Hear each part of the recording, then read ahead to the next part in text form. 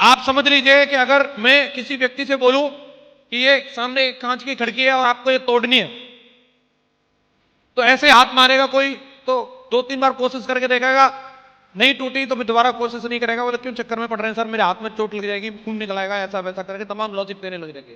बात सच है कि नहीं? लेकिन अगर मैं बताऊं इस कांच के उधर आपके बच्चे और उस साइड में आग लगी है और इस कांच को तोड़ो तो आप अपने बच्चों को बचा सकते हो, तो फिर ये सवाल नहीं किया जाएगा ये कांच कैसे तोड़ा जाएगा, सर हथौड़ी कहाँ है, मेरे हाथ में खून तो नहीं निकलेगा, सिर मारेंगे, हाथ मारेंगे, लात मारेंगे, लेकिन कांच टूट जाएगा। कितने लोग सहमत है कांच टूट जाएगा? बात है तो सिर्फ एक चीज की कि अगर कोई काम बिना लॉजिक के किया जा रहा है, कोई पर्पज नहीं है, कोई उद्देश्य नहीं है, तो स्पिरिट आती नहीं है, जोश आता नहीं, जुनून आता नहीं। लेकिन जब परिवार दिखता है, जिम्मेदारी दिखती है, तो कहीं ना कहीं जोश अपने आप आ जाता है। और वो मुझे दिखता था, मेरे पिताजी किसान थे और मुझे दिखता था कि अगर मैंने भी खेती करी, जैसे उनका जीवन निकल गया वैसे मेरा जीवन निकल जाएगा।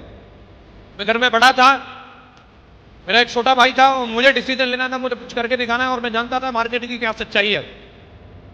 अगर मैं नौकरी में जाना चाहता हूं तो अच्छी खासी डिग्री होनी चाहिए, उसके बाद भी चेक होना चाहिए, बैक होना चाहिए, जैक होना चाहिए, उसके बाद नौकरी मिलती है।